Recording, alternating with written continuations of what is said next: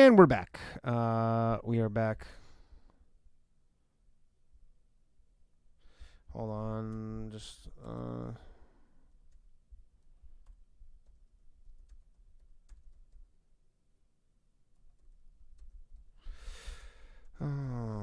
pain in my fucking ass. Welcome back, everybody. I'm sure some of you are here. I'm just trying to get the word out. I apologize. Not ideal. They strikes again, huh? They always get you. It's always they, and they.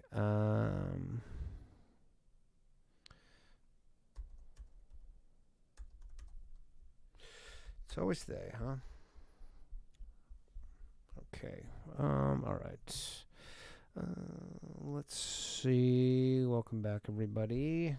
How many people we got in here? Okay. All right, we got some people back. All right, we got some people back. Here we go. All right, we got another caller. We'll continue with the show here. One moment, please. Hello. Hey, what's up? Sorry, just 1 second. Let me patch you through to Isaac. And you are on with Isaac. Who am I speaking with?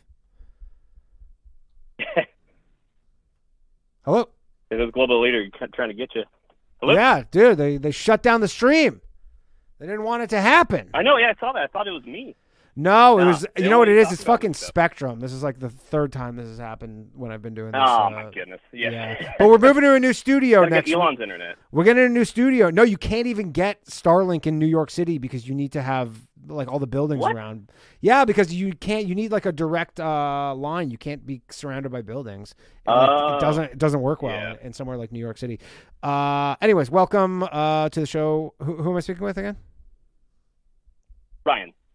Okay. Well, you are on with Isaac. What do you want to talk about? Awesome, Isaac. Long-time listener to your show. Love what you do and love all your books. If Thanks, you don't man. want to answer this is fine. All right. That sounds juicy. So, Let's go. Listen to it. Listen to another podcast about a year ago. Dude was talking about the divine androgyne and the Baphomet social alchemy and this idea that God separated, or the demiurge separated us from, the divine androgyne, separating us into male and female. Does the transgender ideology factor into that, in your opinion?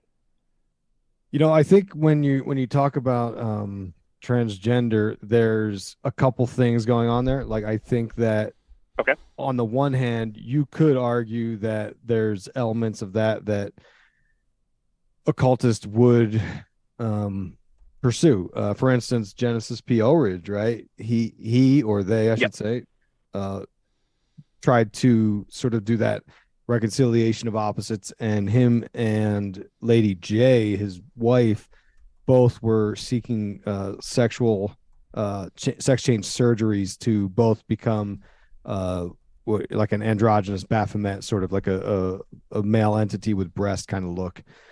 So that element exists. Now, is it some coordinated agenda to get people to get into this stuff?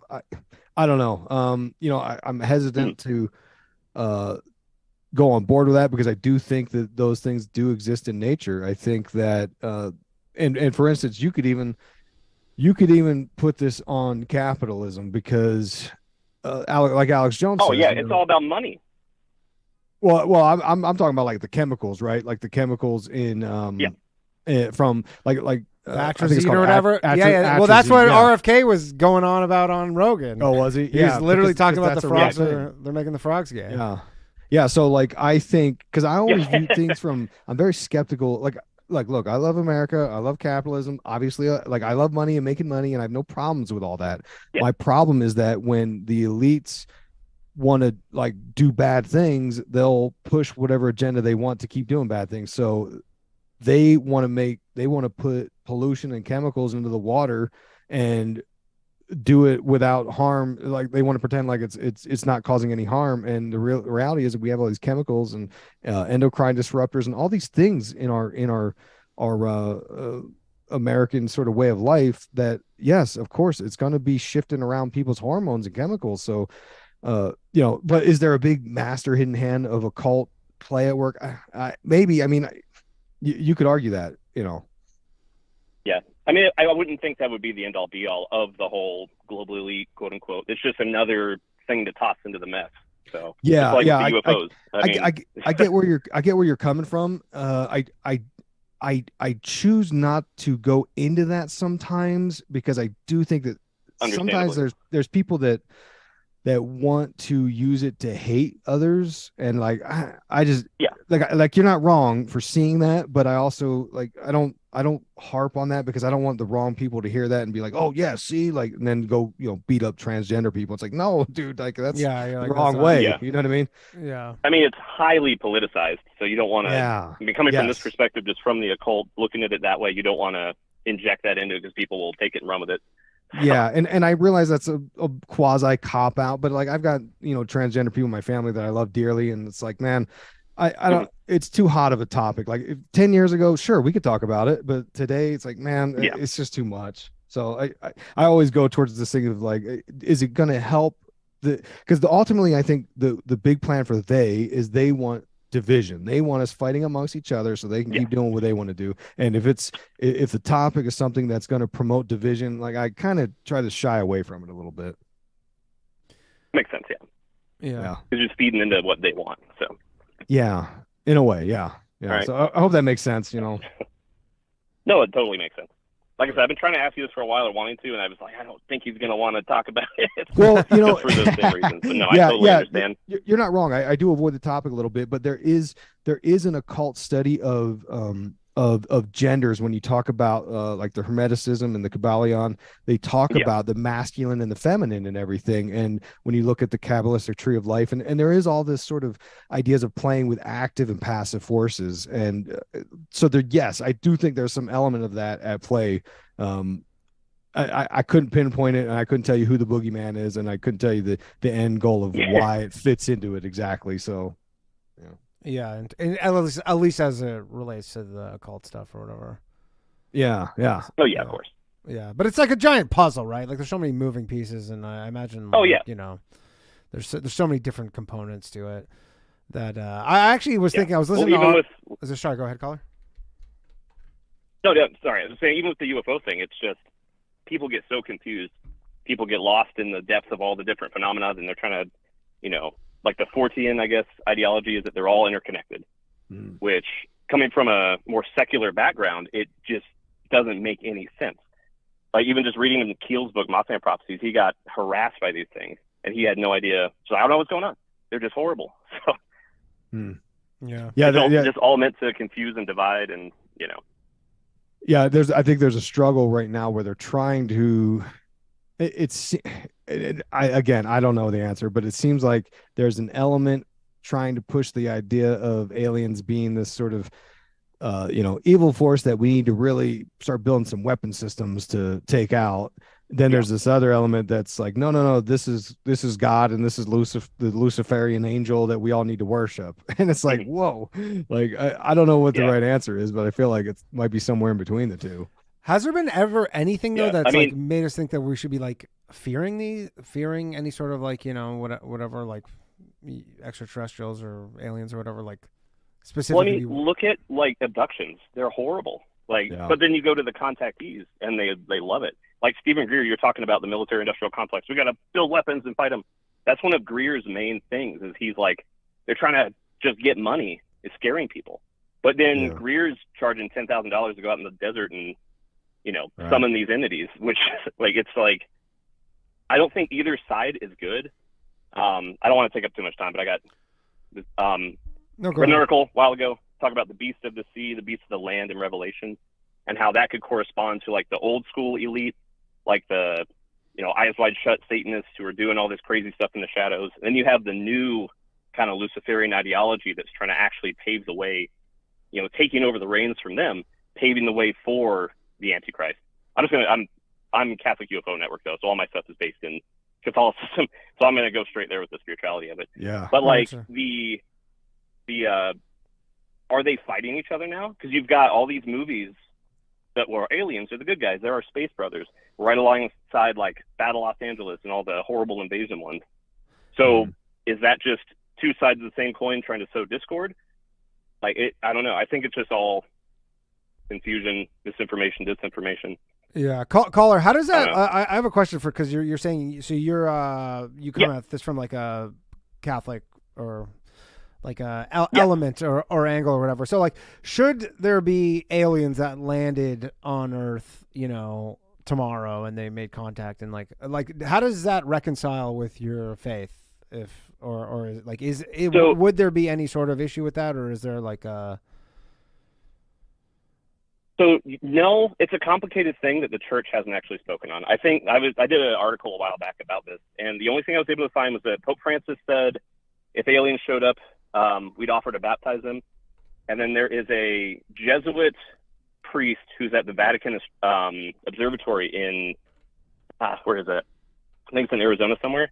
And he said that they may be outside of salvation because they're not man. And the way that kind of goes in with original sin and how we are fallible, we're the ones who commit original sin. But like in the Bible, like, doesn't it say like on whatever that God made man? Yes, exactly. Made man in his image. There's I think So there's one course of thought is that there is no problem with like unintelligent life out there in the universe, because at the fall, all creation was corrupted by man's original sin. And that would be completely unfair to another sentient race existing somewhere else who had no fault in that. But if there's non-sentient life out there, it's the same as, like, the way I compare it is, all this stuff, Jesus came to the Middle East and they had to spread it out across the whole planet. How does that change, the boundaries that were around back in ancient times going across the ocean? That is almost comparable to now going across the stars. Like, we could easily, from a Christian's perspective, spread the gospel to the stars, like have a 40K Great Crusade, Yeah. But would those sentient beings need that? Can they even exist from a theological perspective because of original sin? So no, personally, and from like official church teachings, there's nothing that actually would like if it was legitimately aliens showed up tomorrow, it wouldn't affect, the church, because it'd be like, yeah, that's fine. There's nothing concrete either way. Because I always wondered about that. Oh, sorry. Go ahead. Yeah. No. I was going to say, that being said, looking at the UFO phenomenon, looking at the similarities between the demonic phenomenon, between just like the fairies, and people get abducted, and it's a horrible experience. And if you take away the sci-fi, spaceship and little green men, it's just demonic oppression. Like, nobody talks about the frequently there are poltergeist activities in the house.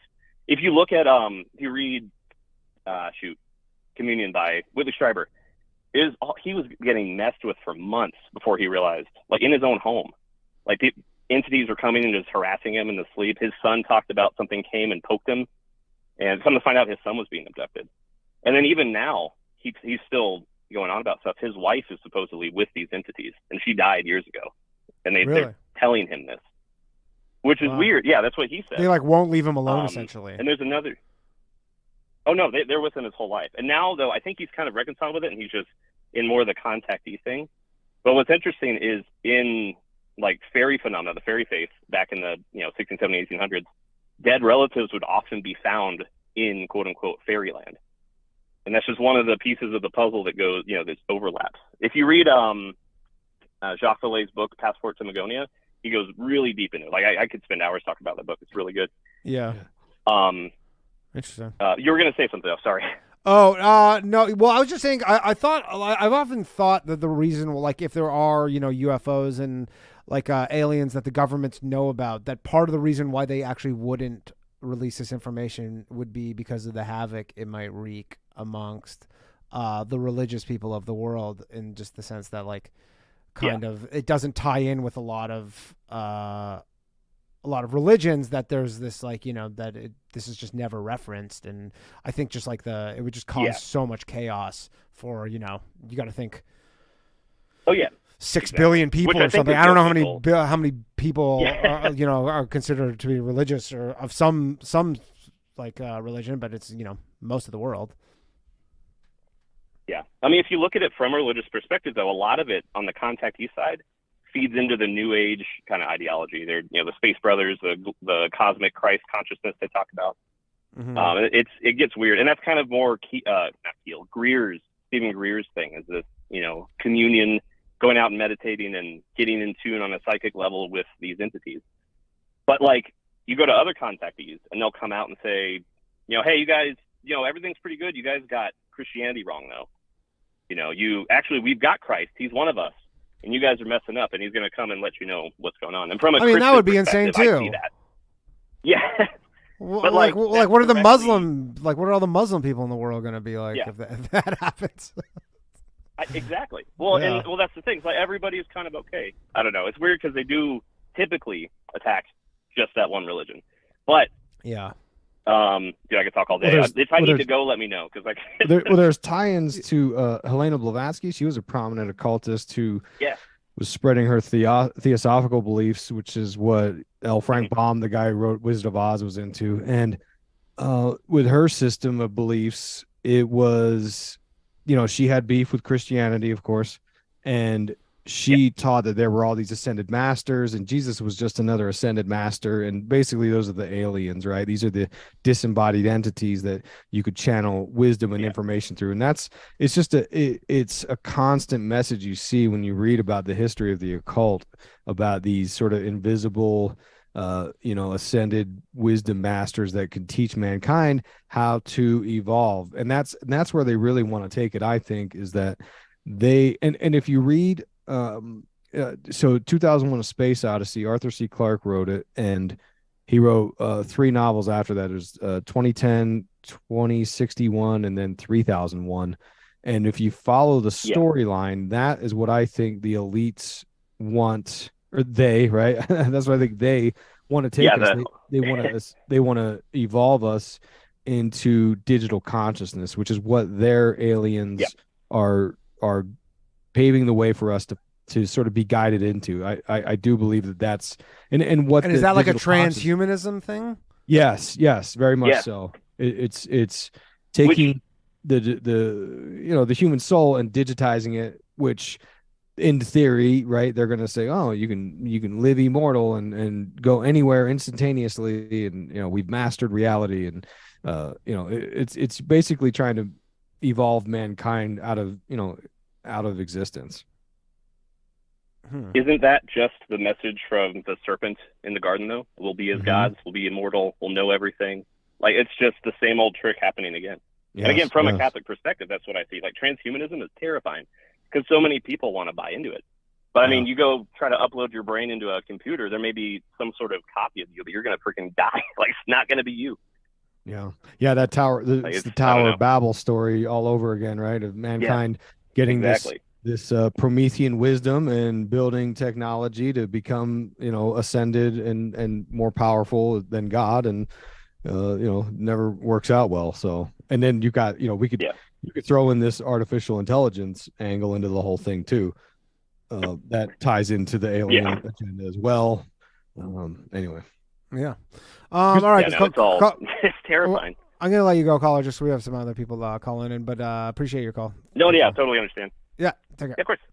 All right, we're going to pick up another caller here. One moment, please. Hello? What's going on here? Hello? Oh, y'all hear? Hey, what's up? Y'all hear me? Yeah, we can hear you. What's going on? How's it going, buddy? All right, how's it going? First off, Danny, y'all was talking about that certain individual who's limiting your accessibility in certain parts of the world. Klaus Schwab? I ain't going to be naming names. All I got to say is you got a penis and that guy got a mouth. Now, let's get that. I'm not sure where you're going with that, but it sounds like you might have a Calvin and Hobbes bumper sticker or one of those Calvin and Hobbes decals on the back of your truck or something. It's all up to interpretation. Yeah, I'm gonna just leave it at that. All right. What's your question for Isaac? Hey, so I got this thing, and I noticed, especially this thing that like it's been kicking around since like the 90s, but every time there's like a world conflict and they're like, these humans need to stop fighting each other, this, that, the other, and then everyone on the internet or like news reporters be joking about this stuff, saying, look, if we all get invaded by aliens, we'll drop our differences and our hatred for each other, and then we'll all combine and fight this one invading force. I am entirely and incredibly suspicious of this, because I think it'll be used to for like the final push of like the full one global government being like, hey, guess what? Y'all won't have your own governments anymore to fight each other based on whatever differences of material or history or culture. No, now you can only rely on us because of this outside invasion force.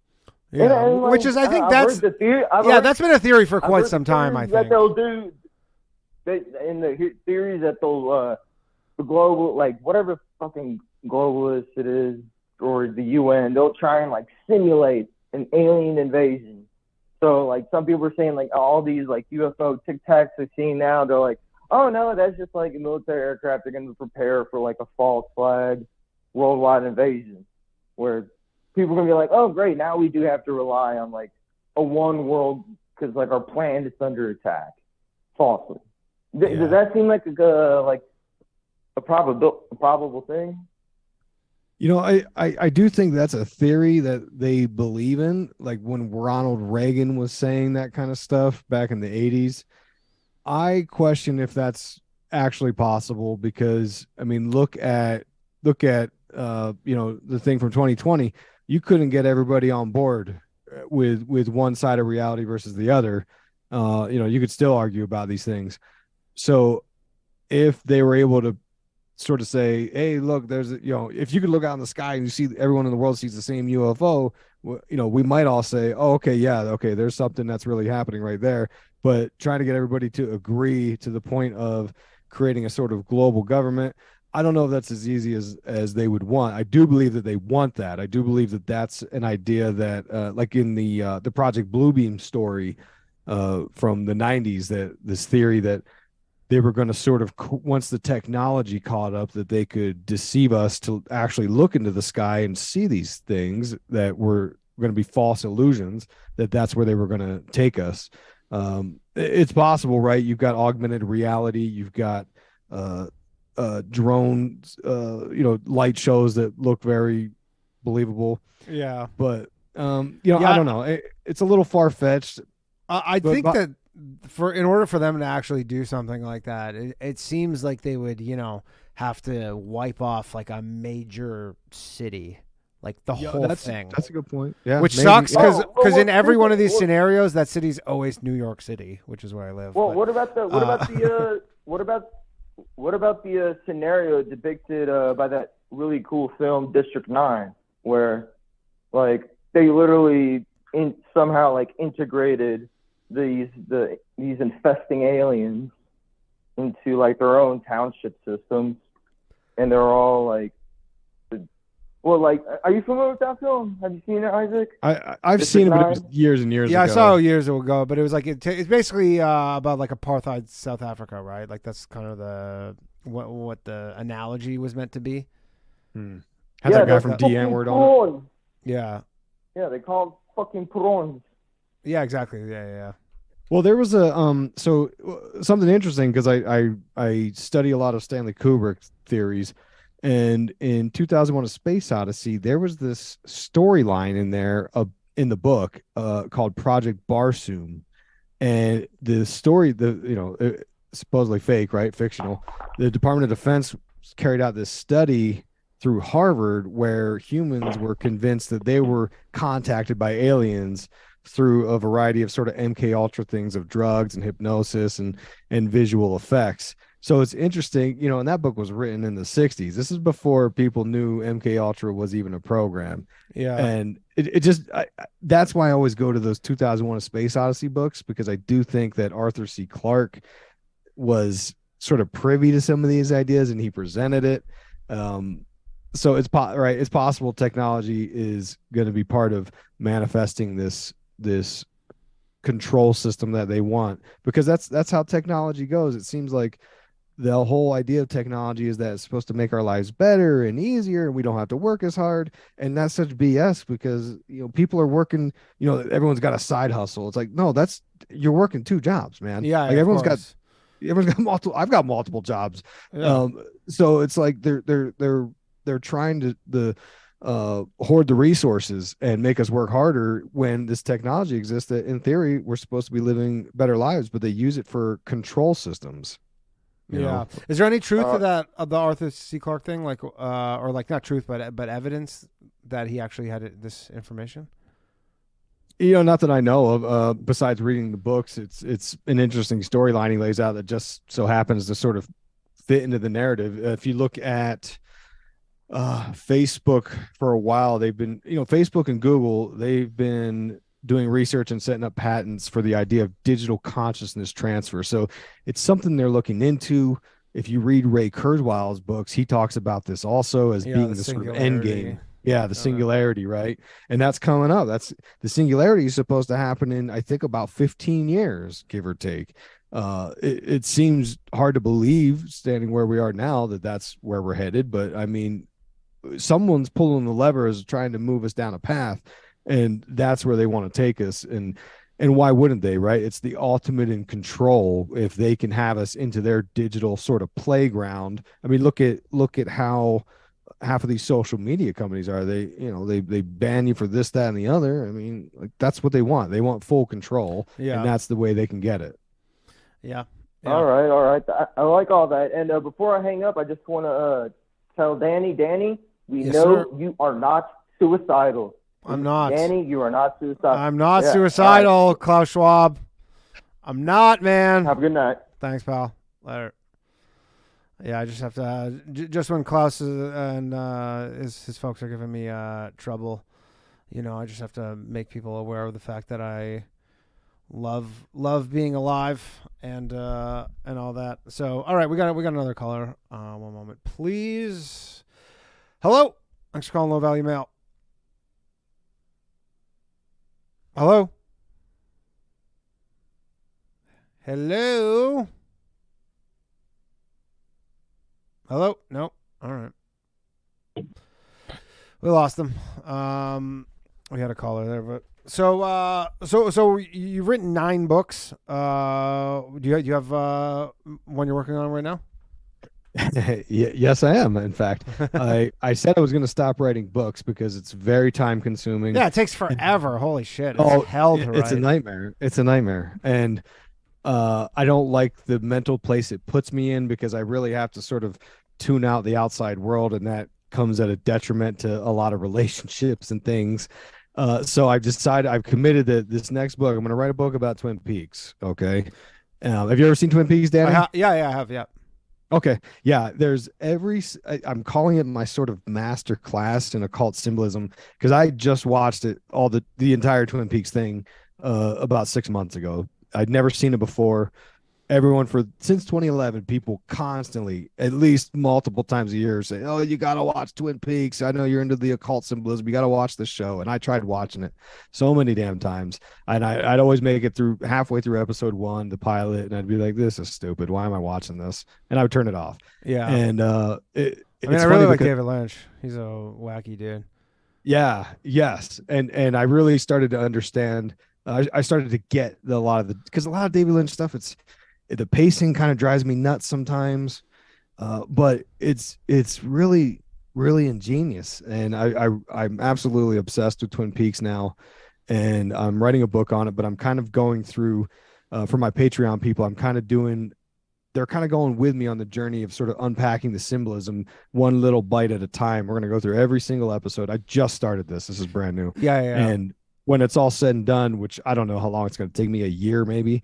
When it's all said and done, I'm going to take all the notes, compile it, write the book, add some, symbolism, this, that, and the other, what's going on, because it fits into everything we always talk about. I mean, especially aliens, right? It's very, it's very in line with a lot of the occult ideas. That's actually a cool idea to kind of almost like as a group kind of almost create the book. So it's like everybody Yeah. kind of feels like they're in on the whole process, and they like almost have some input to a degree. Yeah, because I'm going to read the comments, because there's obviously a lot of people that are obsessed with Twin Peaks that know way more than I do. I just know the occult stuff that I'm watching the show and I'm like, holy crap, like that's happening here and this is happening there. And oh my God, what's this? And and it's interesting because what really pulled me in, because I watched the first couple seasons, it had ups and downs and parts where I was like, I don't know, this is kind of dumb. And then I watched the movie. I was like, okay, the movie was dope. Fire Walk with Me. Then I watched season 3, and again I was like, I don't know about this. But then I read the books, and the books is what pulled me in. And I said, okay, Mark Frost, who co-created the show, he is obviously the occult expert here. Like he's the one who's influencing all of those elements.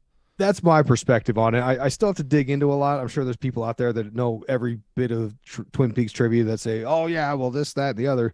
But for me, my perspective, because Mark Frost wrote the books, and when I read the books, it's a very different story than what I'm seeing on the show.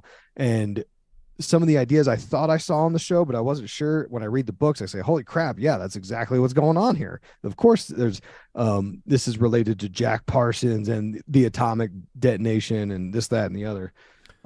So it's super fascinating, and that's my current obsession. And right are there ever instances where you like, because I guess when you see a cult, like there must be intentional, like kind of any sort of like occult like references, symbolism. Like I can't imagine that's like just coincidental that they wind up in these shows.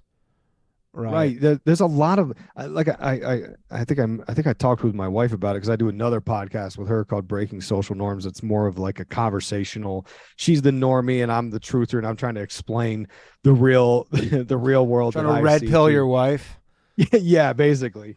And we were talking about it, and I said, look, for someone to accidentally put all of these occult messages and symbols, we'll say Twin Peaks, for instance, I mean, that would have to be a 1 in a bazillion. There's just so many things that have to line up.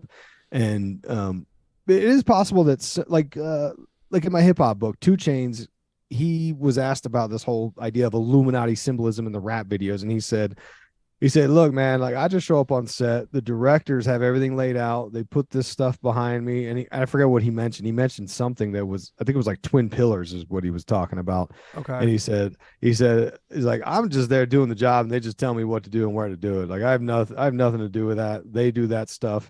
And that is where you start getting into the theory of it. Is it because the director is an occultist who's trying to sort of push out occult messaging, or they're is the into director that stuff?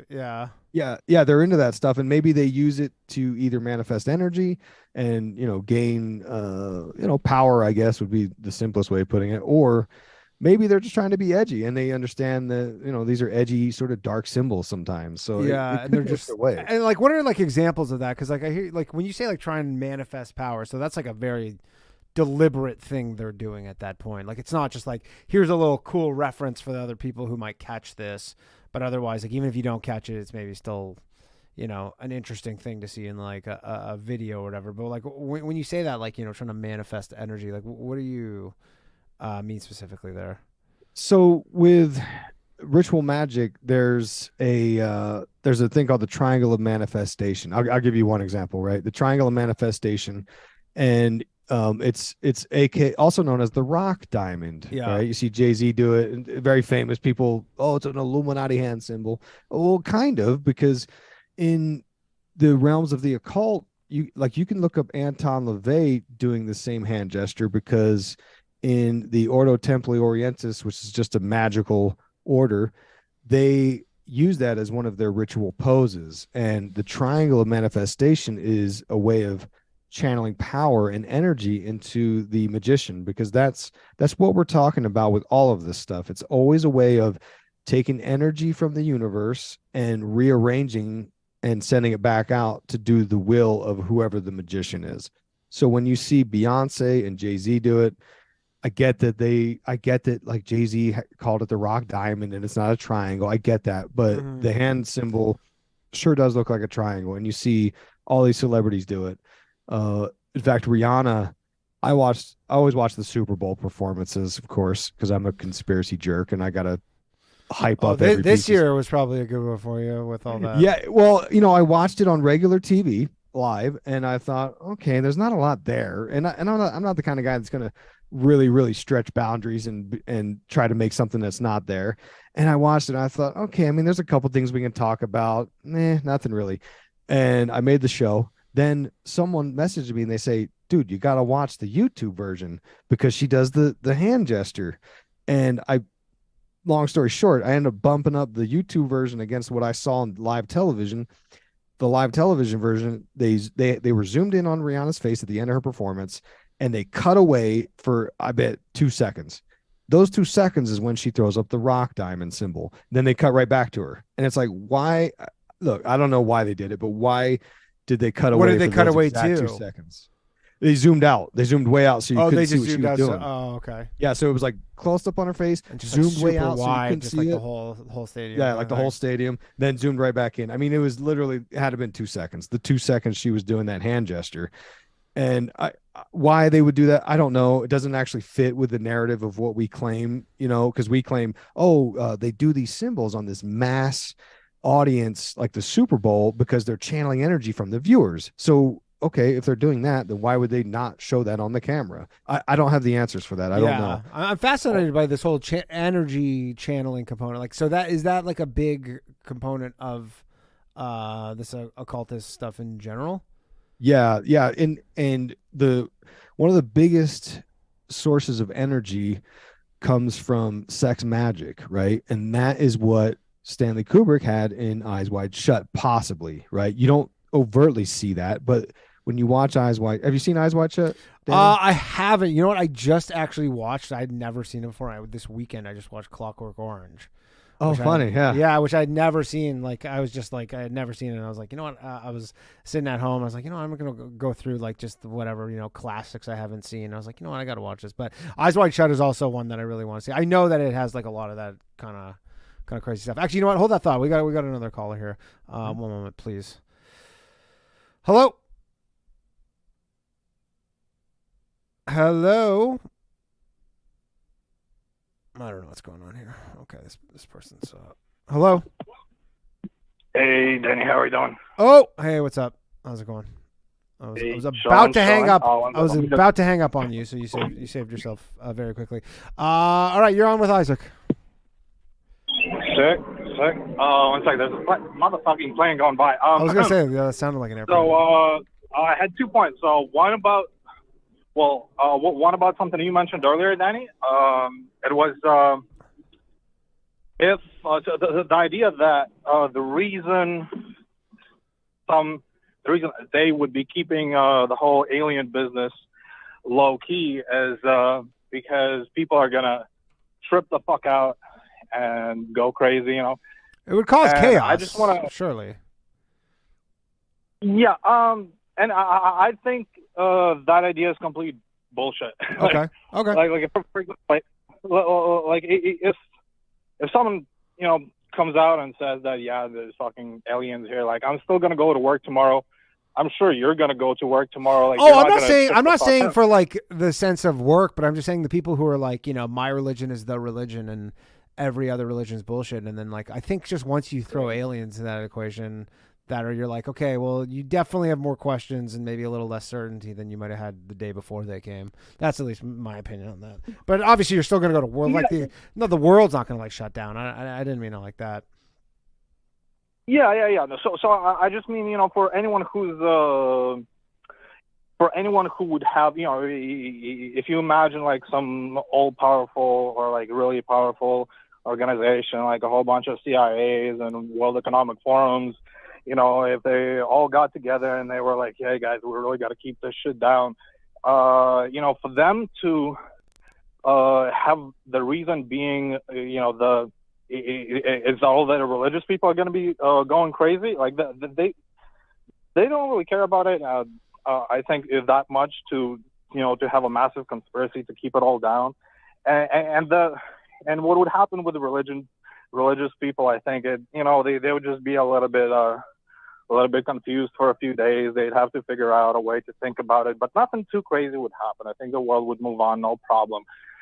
But what I'm getting at is that there is a very real reason for very powerful entities in the world to keep this shit down.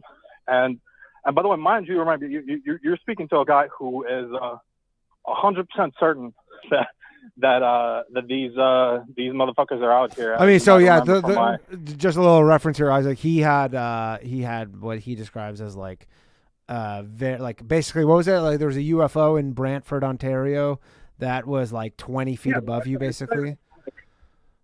Yeah, straight up. But again, nobody fucking ever takes a photo. Yeah, dude, I'm sorry. Like, we didn't have a fucking phone on us that day. But yeah, no, like, four of us. Like, convenience. No, it was a legit, like, stereotypical fucking saucer UFO directly above our heads, real close to us. And so, like nobody can tell me that anti-gravity technology is not out there, and most likely whatever fuel they're using to use this anti-gravity technology is probably not dinosaur juice, but like some real exotic shit. And so what I'm getting at is the reason to keep this shit down is oil, right? Like if these things are out here and they are and they have the ability to if they have replacement for oil, if they have an alternative fuel source that is really powerful, oil is so fucking important. Like the whole world is built on oil. All the wars start because of oil. So you're just basically saying money and resources, which, I mean, I will say that is that does make sense. So what wars are fought over for the most part. The CIA, yeah, if you're CIA, if you're World Economic Forum, if you're all of these dudes that have crazy like oil connections, for you to say, oh, you know what, let them just release this fucking alternative fuel that's going to destroy this fucking trillion dollar fucking industry. That they'd find many ways to keep it down in the media and everywhere else. That would be a real reason to but keep surely it down. if like extraterrestrials or aliens or whatever, if they wanted to make themselves known, there's nothing they could do to stop that, unless they obviously are like, you know, they have some sort of relationship and they're making some sort of agreement. Like if you have to assume that like if aliens just wanted to go literally just like park their spaceship on Fifth Avenue, like that's the end of it. Like nobody can stop that. Like they would just be that's it.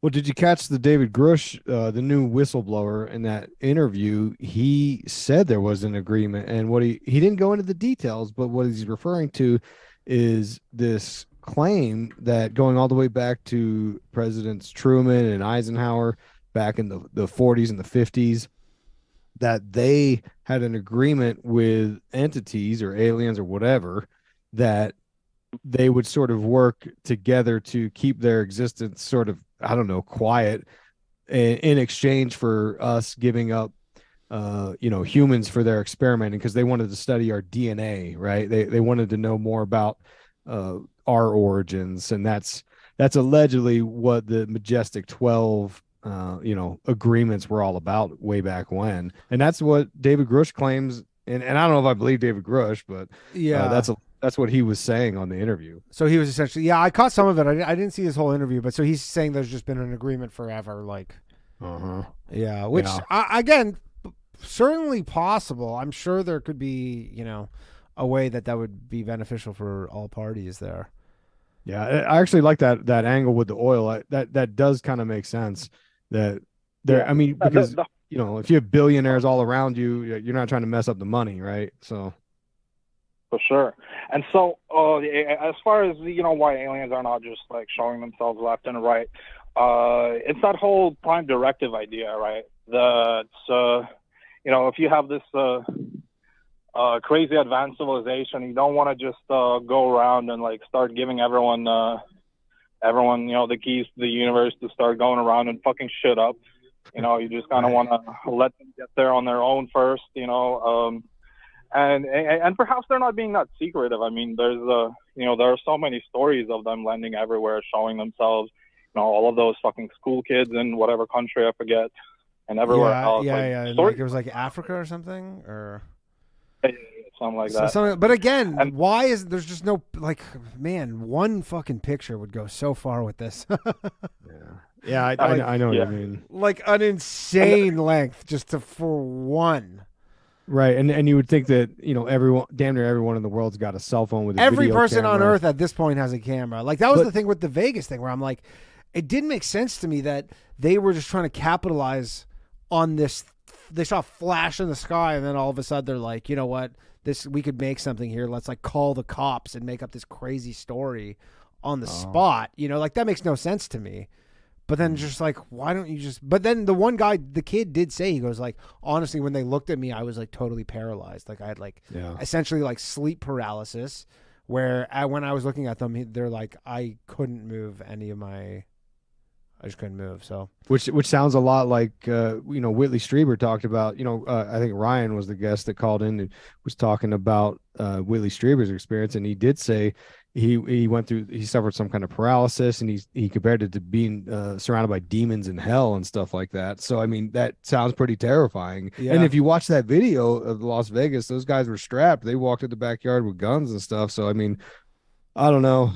Could it have been a hoax? Sure, but to that's be fair, such a hoax to be like so on your feet though for that to be a hoax, because like you literally, for that to be a hoax, you need that like just random crazy flash that the cop like also saw. Like on his, like you need that happening. Like it's one thing to call the cops and say like we saw this thing, and then they show up and they're like, well, nobody saw anything, like no flashes in the sky. But like the cop who showed up literally was like, yeah, I saw that too. Yeah. That's like why I came, because he's like, I also saw that. That's like kind of crazy. And then they're like explaining the whole thing. And he's like, all right, but again, no photos. But notice what's happening here. Yeah, I really want to like give it a little bit of time, figure out like what else happened there, like get a little bit more of a. I mean, I don't think we're getting any more information. I think that's the extent of it. It probably got all we're going to get. And well, they said, and those guys said they saw the Men in Black cruising around too, which ties us into like Twin Peaks stuff, because that's what Twin Peaks and X-Files were showing us. But the big picture here to take away, and what I do think, because you make the point of why don't we have more videos, and there are videos that get uploaded, right? And people will say, well, I don't know if that's real or not, but it is a matter of time until we get that sort of persuasive, undeniable evidence. I mean, you could even go back to 97 with the Phoenix lights. That was undeniable, right? That was the most witnessed case of UFOs in history. Mm-hmm. And even the governor, Fife Symington, who dismissed it and tried to mock it, he come out later and said, like, dude, like that was real. But that shit was so fucking crazy. And for anyone in the audience who hasn't seen this documentary, and Danny, Out of the Blue, check it out. That shit is so fully packed. And it's about the Phoenix lights. I think it's featured on Out of the Blue. I think it's on. I think it's on it, but I think Out of the Blue, doesn't it go through like the history of UFOs? Okay. Yeah, no. Out of the Blue, it just deals specifically with that incident. They go and interview all of the people all over the city and the surrounding cities, areas, what they saw. It's wild. I mean, there was definitely a massive fucking mothership. If you listen to that whole documentary, all of the people are like, no, it wasn't just a few lights. There was a massive mothership that blocked out the fucking stars while everyone was trying to watch a comet go by. Yeah. All right. We'll look into that on the after show. That'll be the first video up. But before you hang up on me, let me. I had a question for Isaac.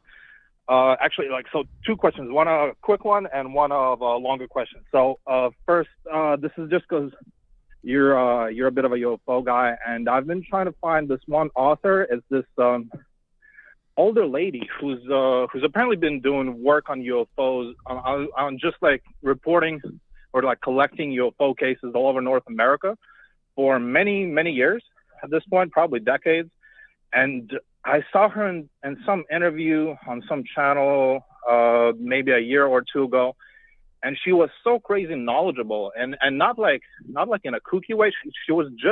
She just knew of every fucking single report in North America, and she had like data. She had it like sorted every which way. She could tell you like in which in which instances UFOs are more likely to appear, like they're more likely to appear near large bodies of water and shit like that.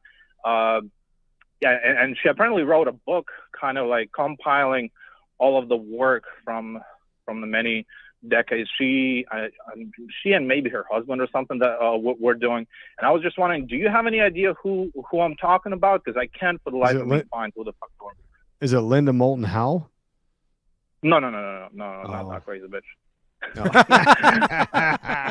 No, I don't know who fits that mold. That's too bad for she's kind of the only one I could think of. No worries. And then more important one, because you started talking about the GOAT Kubrick.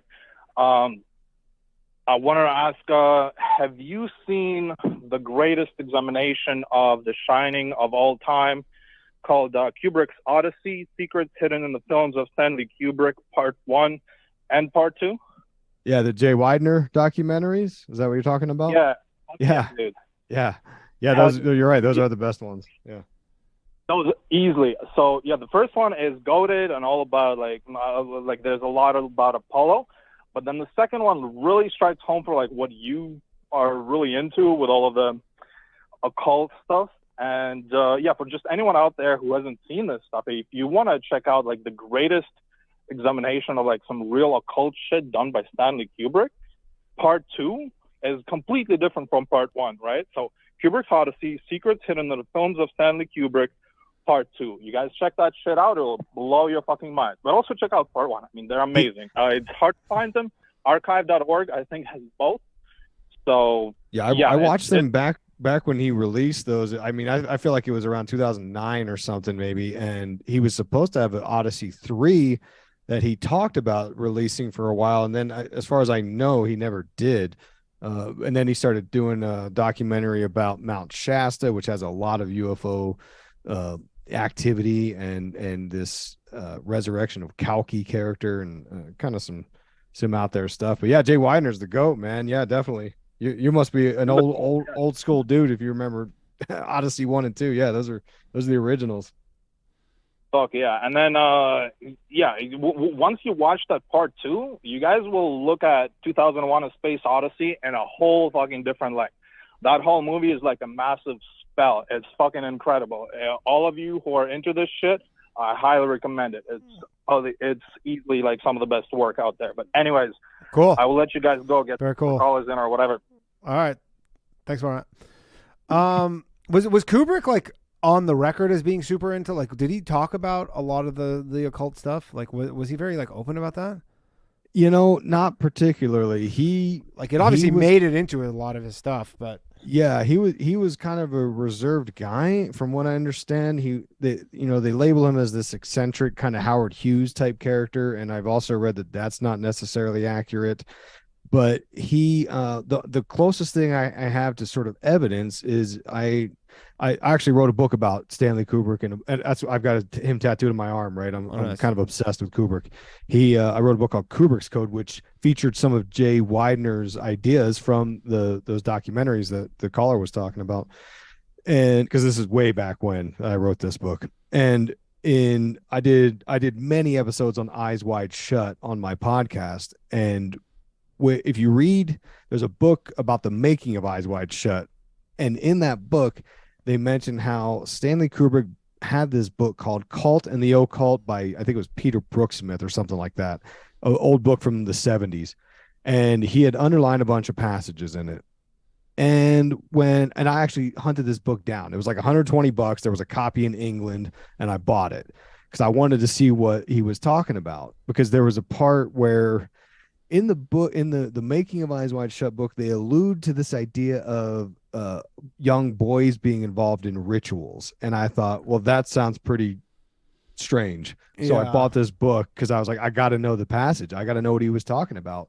And to my surprise, my shock, there was the section he had underlined was about this thing called Shunammite that goes way back to, I think it was King David or King Solomon, where these elites would sleep with young virgins or young boys, not have sex with them, but literally sleep with them. Literally just sleep in the bed with them. and they would sort of vampirically harness their youthful energy to try to keep these old farts from getting too old. They wanted to stay young. To And just it was be, sort but of, it's essentially just to be around them. yeah, and the idea was like they would absorb their energy somehow just through contact. Not Yeah. it didn't refer to it specifically as in a sexual manner. And in fact, it was a practice that they would have sort of harems of young virgin ladies that these rich old dudes would come to the I don't know, brothel, I guess is the right term. They would go to the brothel and they would put a big down deposit, and the madam would say, okay, you get to sleep with these 5 virgins, but do not have sex with them because that obviously they're not virgins anymore. Yeah. And that kind of screws up my business or whatever. And that was the whole deal, was they had to like sort of sit there and be tempted or whatever. And if they violated the rule, then they would lose their deposit. And so it's an actual practice. And I thought, well, that's fascinating, because infamously Eyes Wide Shut got edited out some of the sexual parts of the ritual orgy scene. Right. Which, as I talked about on my show, there's the one clip they took out was during the orgy scene. They use a person as a piece of human furniture, which ties us into a lot of the Wayfair stuff.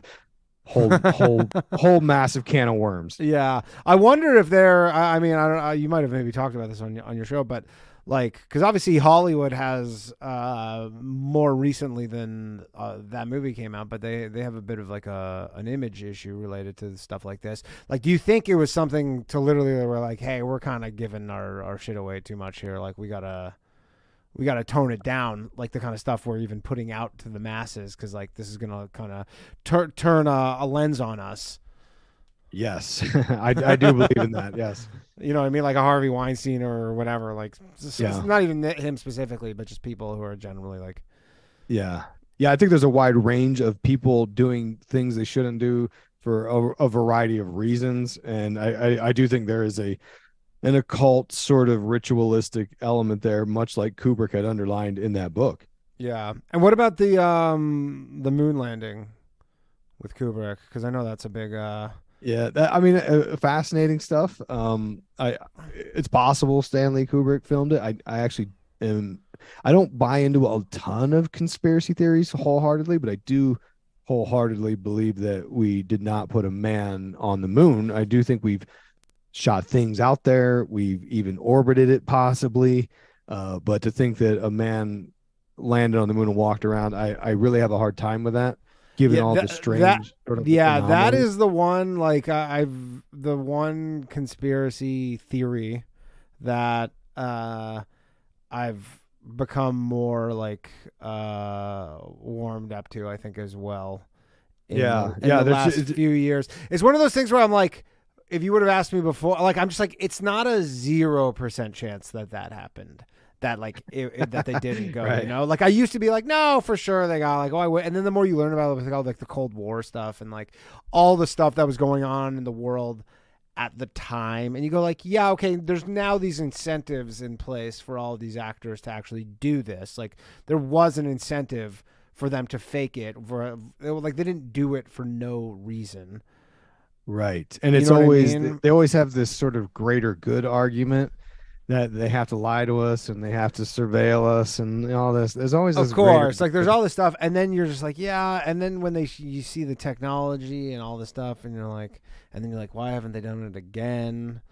And then, you know, like you would think the way technology moves, you're like, if they were able to do it then, they should just be able to do it at the snap of a finger now. Like that should be the easiest thing for them to do. Yeah, it should be simple, right? But It should be incredibly simple now. Right. And what gets me is them losing the footage. Like this thing that NASA constantly hangs their hat on of the greatest achievement in all of mankind, in all of history, in all of science, the greatest thing we've ever done. And they dubbed over the VHS Yeah, tape. whoops. Like it's so insane to me. I don't believe it. I just don't believe them. I think they're so full of it. Yeah. Anyway. Yeah. Okay. We got one last caller. 1 sec. Hello. Thanks for calling Low Value Mail. Hello. Caller. Oh, there you go. Hello, hi. You are on with Isaac. Who am I speaking with? I want to say, I was a total globe believer. I grew up. I think the first conspiracy I fell for was that actually I seen what it was. It was 9/11. But Okay. but now I look at what NASA says, how fast we're going. Like we're rotating 1,000 miles per hour spin, and we're going 66,600 around the sun, and then the sun's supposedly orbiting the Milky Way at 14,000 miles per hour, and then our galaxy's traveling through space at 3,600,000. Is that priceless or mindless? And then I go out at night. I got this temperature sensor, and I point it up in the sky at night, and it's actually like minus 40 degrees. Though I don't know how far the laser goes, but I've heard like the blue ice that makes up the firmament is actually cold or something like that. The stuff that they found in Antarctica. But now I look up at the sky. I'm like, there's no way. The only thing between us and space is just gas, air. Do you have a And then what's question? supposedly up way up there? Like, what's supposed to be way up in there, like the ionosphere and the ozone layer and all that stuff? Remember Yeah. they told us that one chemical depleting the ozone layer? And then I guess what I learned, because I always thought like the chemical DDT, that they were just spraying it in people's basements, but I just seen this morning that they were actually spraying it on kids because they thought it was curing polio. I was like, what the hell? It's like everything. I look back, if you search deep enough on the internet, it's like all our history is all lies. Like supposedly the Zionists made a deal with the Nazis. That's why the ZI part is in Nazi, because of the Zionists. Supposedly they were moving the Israelis from like 33 over to Palestine already. And it was all over the Jews not wanting to rebuild Jerusalem before their Antichrist comes or whatever. But here's Okay. what's funny about the Catholic Church. Aren't they the ones that made up a lot of the, didn't a Catholic priest make up the Big Bang Theory?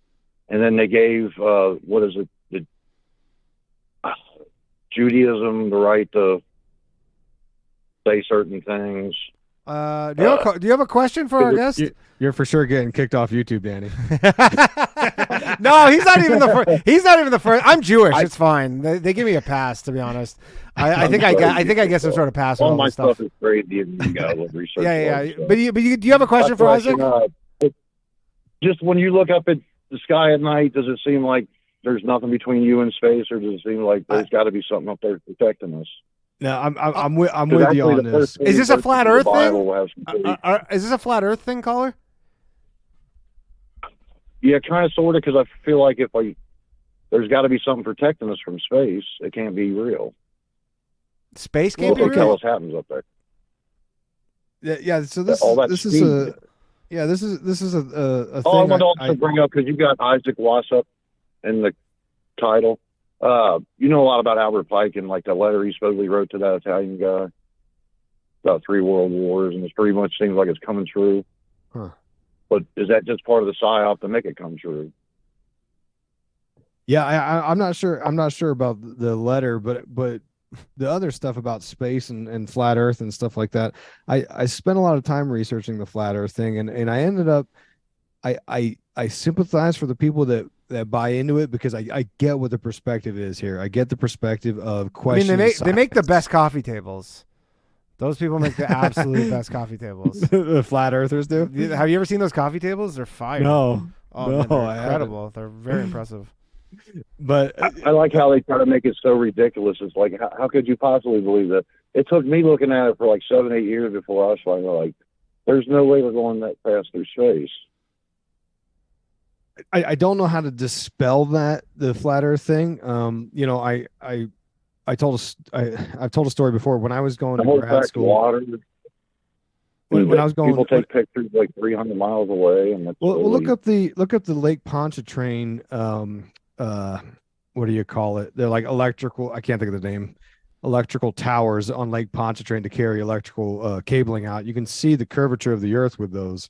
That's one example. Another example would be, and this is kind of a fun. I mean, thing. the Earth's not flat. I actually don't believe the Earth is flat, based on the idea of shooting satellites. Yeah, well, I was just like, there's so many things. You go, well, then what are all orbit. these people doing? Like when Elon Musk is like shooting satellites every day, like what's he doing? Yeah. There's just so many things. You're like, this. I mean, it's the mother of all conspiracies because so many people have to be in on this one. Like this is like I know like the space one, the moon landing, a lot of people have to be in on that, but way less people. Like every airline pilot on Earth has to be in on this one. Right. Okay, when you guys watch the China where China goes to like Mars and the moon and that, does that look real to you? I couldn't tell you. I will say I went to Hawaii a couple of years ago and we went up to like the top. It was in Maui and we went up to the top of this like super like one of the highest points, and it looked like Mars out there. Like I was like, you could shoot a Martian movie out here because it legit looks like the surface of Mars. Like, but Haleakala? It was something. I don't remember. I think so, but it was like it. I remember looking at it and being like, holy shit, this looks exactly like Mars. But that doesn't mean that like that stuff's not true. It's just that's both can be true. I'm gonna throw the caller a bone. I'm gonna throw him because I don't believe in the flat Earth thing, but let me tell you something that might make you wonder. You know that I don't believe it's really flat, but I feel like it's not a globe. It's something that's faster than we are told and everything. You know that people story trending on the maps, news right like, now. what, they just adding things? You know that story trending on the news about that submarine with the 5 guys in it that it's missing? Yeah. To look for the Titanic. Yeah. Well, the one guy. Yeah, isn't that weird? Because now they're showing the rich guy and with his controller, like this thing wasn't certified.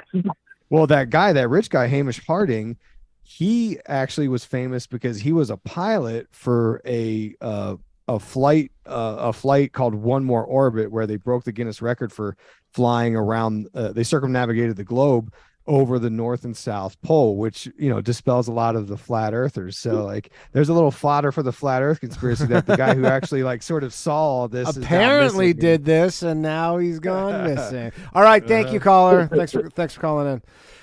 Okay. All right, we're gonna have to wrap this up here. I appreciate you joining me, and I apologize for the technical issues that we had earlier. Let people know where they can find you. Where they can find you. Thanks for having me on, Danny. Yeah. Thanks for coming. That was fun. I got a podcast called Occult, Symbolism, and Pop Culture, available pretty much everywhere. You can go to my website, illuminatiwatcher.com, to find details on the episodes or where you can find me on social media. I got a Instagram. If you go to instagram.com/Isaac Weishaupt, all one word. And like he said, I've written 9 books and I did the Audible narration for them. So nice. Amazon Audible, you can search my name and you can find. And you're a top 5% of authors on Amazon? I'm up there, baby. I'm up there. They used to show me stats of where I was, and I can't find that statistic anymore, but I used to be at like the top, whatever percentage. And The Dark Path is my most popular book. If people are like, well, I don't know which book to start with, that's the one to start with, The Dark Path. It goes into aliens, it goes into the occult, the music industry, everything. And it kind of wraps up the whole idea of what's going on. So lots of options for you. But yeah, the podcast is my most popular thing, Occult, Symbolism, and Pop Culture. Thanks. All right, awesome. All right, so we're going to start the after show in about 10 minutes. Just head on over to the other link. It's up on my channel now. And come, we're going to watch some videos. We're going to hang out. All right, thank you very much, everybody. Thanks, Isaac. I will see you all, some of you. No bathhouse tomorrow night, but I'll see some of you on the after show, and the rest of you I'll see next week. Have a good night. All my shit heroic. Empathic abilities, my face be also stoic. Bleed blow up, nigga. That just means I'm working. They see me as a leader, so that's why I'm Captain Kirkin. These tracks from the stars, that much is for certain. You can feel this hit if you up or if you hurt. I'm raising my stock, not talking my feet in some Birkin. Number Johnny 5 got a fucking short circuit. Bring the track to life when I spit phenomenally. When I hit, she feel that shit in her abdominals. These rappers make me laugh like comic view, they comical. You know I got a ball out, I hit the track running just like Sonic do. They don't want to turn on my light switch. Yeah, they was trying to get me on my hype shit. Yeah, they don't want to turn on my light switch. Yeah, and they tried to down me up some KO type shit. Yeah, they don't want to turn on my light switch. Yeah, now we pulling up fresh on some flight shit. Ha. They don't want to turn on my light switch. Yeah, they don't want to turn on my light switch. They don't want to turn on my light switch. Yeah, they was trying to get me on my hype shit. Yeah, they don't want to turn on my light switch. Yeah, and they tried to down me up some KO type shit. Yeah, they don't want to turn on my light switch. Yeah, I'm pulling up fresh on some